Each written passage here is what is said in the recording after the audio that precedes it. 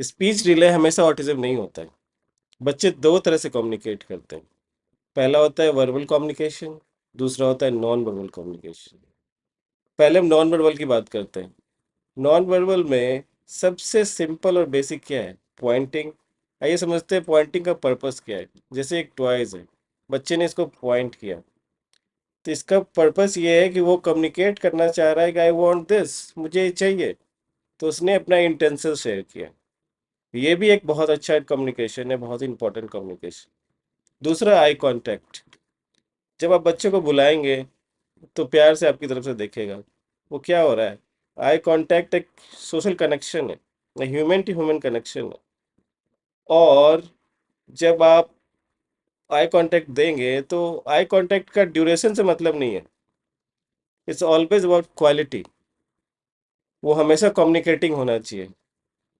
और कभी भी फोर्सफुली आई कांटेक्ट नहीं लेना चाहिए। मैं हर एक थेरेपिस्ट और पेरेंट्स से ये रिक्वेस्ट करूंगा कि जब भी आप फोर्सफुली लेंगे उसको आगे जाके कि मुझे देखो, तो वो आप उसके पर्सनल बाउंड्री को ब्रीच कर रहे हैं, उसका नेगेटिव इम्पैक्ट। सो कभी भी फोर्सफुली आई कांटेक्ट नहीं लेना चाहिए। तीसरा फेशियल एक्सप्रेशन। वो कभी हैप्पी फेस बनाएगा, कभी सैड फेस बनाएगा, कभी मिक्स फेस बनाएगा।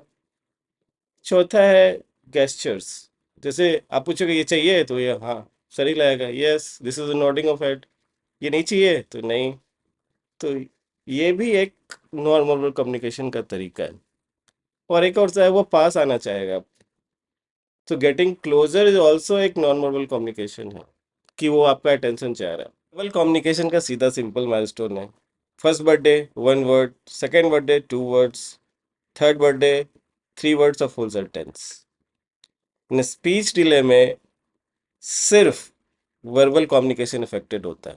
उसमें पॉइंटिंग होगा, उसमें आई कांटेक्ट होगा, उसमें ज्वाइंट अटेंशन होगा, उसमें सोशल रेफरेंसिंग होगा, उसमें सोशल स्माइल होगा, वो गेस्चर से बताना चाहेगा। सिर्फ वर्ड प्रोडक्शन में उसको प्रॉब्लम आ रही है। नॉटिज्म मोस्ट ऑफ द केस में दोनों अफेक्टेड होते हैं, वर्बल और नॉन वर्बल दोनों। उसमें पॉइंटिंग के इश्यूज होंगे, उसमें आई कांटेक्ट के इशू हो सकते हैं, वो गेस्चर में डिफिकल्टी क्रिएट करेगा। तो स्पीच डिले ऑलवेज ऑटिज्म नहीं होता है। अगर आपका बच्चा नॉन वर्बल कम्युनिकेट कर रहा है तो आप किसी अच्छे स्पीच थेरेपिस्ट से मिलिए, और कुछ ही महीने में, कुछ ही सेशन के बाद आप इम्प्रूवमेंट उसको देखेंगे। और एक मैं नॉर्मल एक असेसमेंट का प्रोसेस समझा देता हूँ। सबसे पहले आप डेवलपमेंटल पेडिट्रिशियन के पास जाइए, या पेडिट्रिशियन के पास जाइए, वो एक साइकोलॉजिस्ट को रेफर करेगा। साइकोलॉजिस्ट रिपोर्ट करेगा डॉक्टर को, फिर वहाँ असेसमेंट होता है। कोई भी थेरेपिस्ट ये असेस नहीं कर सकता, वो सिर्फ स्क्रीन कर सकता है कि इस बच्चे को ऑटिज्म है या नहीं। उसके बाद वो रेफर करेंगे कि इसको ये थेरेपी की ज़रूरत है, और फिर आप थेरेपिस्ट से मिलिए।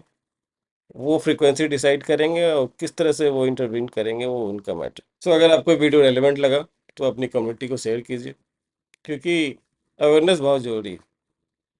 आप जो एक पैसा भी एक्सपेंड कर रहे हैं उसको आप सोच समझ के कीजिए। सही थेरेपिस्ट के पास जाइए, सही डॉक्टर के पास जाइए, सही इन्फॉर्मेशन इकट्ठा कीजिए। Thank you.